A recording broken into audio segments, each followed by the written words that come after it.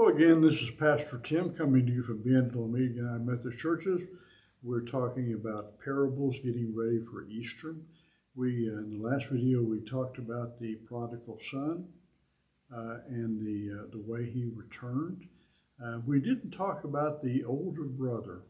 That changes the parable entirely from a wonderful story of love to a story of those who are stiff and unloving and unaccepting of one another.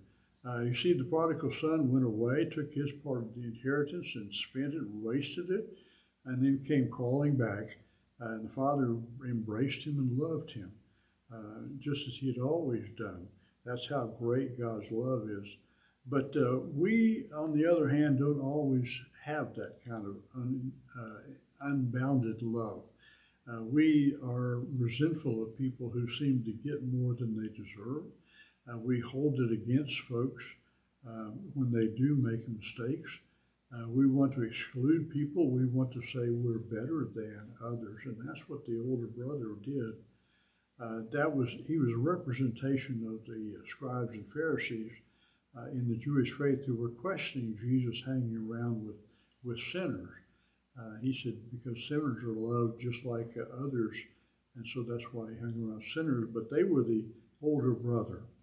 They were the ones who followed the rules. They're the ones who worked hard and never caused trouble, but they were unhappy.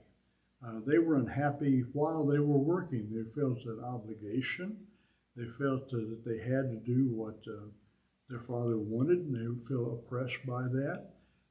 And then when the younger brother comes back and says, "Forgive me," the father embraces him and does, and puts him back in the family. The older brother says, "That's not fair. I need to be treated better than he is. He needs to be held accountable for his actions. I am better than my little brother, and so you ought to treat me better than they are." And what Jesus was saying is that you need to join in from the perspective of the joy of the father when the lost child, the lost son, comes home and is part of the family again. Embrace your brother. Share the love that your father has for you, for them. And we never know whether that older brother embraces his younger brother or not. He's still on the outside. He won't allow himself to go into the celebration, to let go his past gripes, to let go his sense of injustice.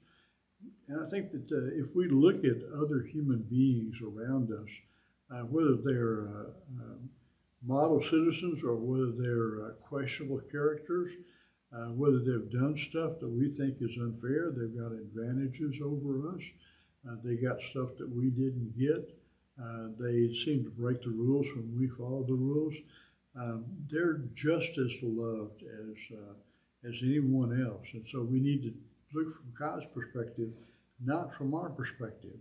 And if we do that, then we see all people as brothers and sisters, and we all deserving of love and reflect the Father's love through us onto them. That's how we're able to forgive those who offend us. That's how we're able to love those who are enemies to us. That's how we're able to have a neighbor, to love our neighbors without limitation of who that neighbor is.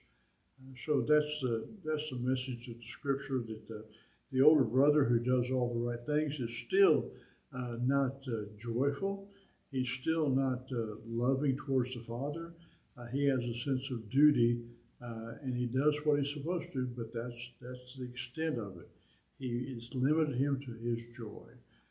I don't think we should limit ourselves to the joy that we experience, because God has great joy in us, and we can have great joy in one another. I hope that helps. I'll see you next time.